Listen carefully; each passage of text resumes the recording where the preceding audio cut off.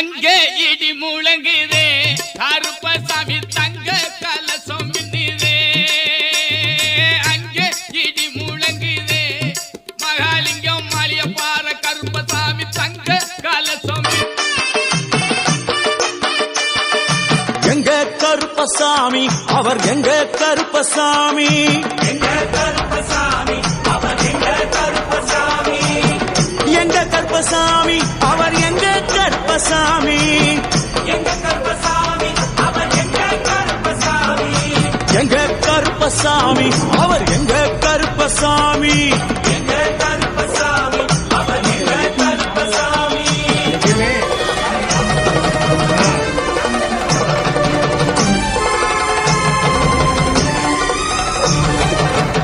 அக்கினியில் பிறந்தவரா அரணாரின் மைந்தனவன், அக்கினியில் பிறந்தவரோ அரணாரின் மைந்தனவன், எங்க கருப்பசாமி அவர் எங்க கருப்பசாமி, எங்க கருப்பசாமி அவர் எங்க கருப்பசாமி, முன் கொண்டைக்காரனவன் முன் கோபக்காரனவன், உன் கொண்டைக்காரனவன் உன் கோபக்காரனவன், சந்தன பொட்டுக்கார சபரிமலை காவக்கார, சந்தன பொட்டுக்கார சபரிமலை காவக்காரன், எங்க கருப்பசாமி அவர் எங்க கருப்பசாமி சாமி சாமி. எங்க கருப்பசாமி அவர் எங்க பைரவனே போற்றி போற்றி, ஓம் பயநாசகனே பைரவனே போற்றி போற்றி, ஓம் அஷ்டரூபனே பைரவனே போற்றி போற்றி, ஓம் அஷ்டமி தோன்றலே பைரவனே போற்றி போற்றி,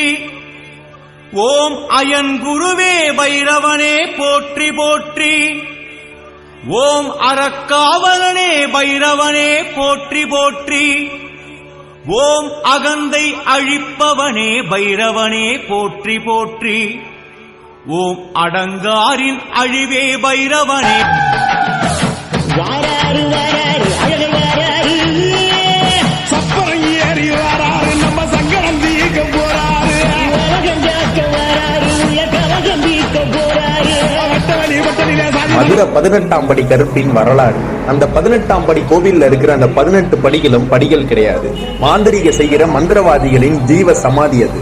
அதுக்கு மேல நான் 18ஆம் படியான் கருப்பு உட்கார்ந்திருப்பாரு. இந்த 18ஆம் படி கருப்பு மதுரையில எப்படி உருவானாரு? பாண்டிய நாட்டுல இருக்கிற அழகர் கோவிலுக்கு சேல நாட்டு மன்னன் வராரு. அழகரை பார்த்தோன்னே அவரோட அழகுல மயங்கி பிரமிச்சு போய் நிக்கிறாரு. இந்த அழகரை எப்படியாச்சும் கடத்தி நம்ம நாட்டுக்கு கொண்டு வரணும்னு எவ்வளவோ திட்டம் போடுறாரு. அந்த சேல நாட்டுல உள்ளவங்கன்னா சொல்றாங்க அது ஒரு சக்தி வாய்ந்த சிலை, அதை அவ்வளவு சீக்கிரம் கொண்டு வர முடியாதுன்னு.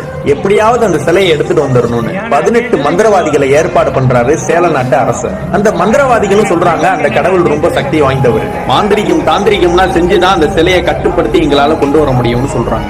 அதுக்கு நீங்க எங்களுக்கு காவலுக்கு யாரையாவது அனுப்புங்கன்னு சொல்றாங்க. அந்த சேல நாட்டு அரசரும் அதுக்கு நான் சம்மதிச்சுட்டு 18ஆம் படியான் கருப்ப காவலுக்கு அனுப்புறாரு. அந்த 18 மந்திரவாதிகளும் அந்த அழகர் கோவிலுக்கு போறாங்க. அந்த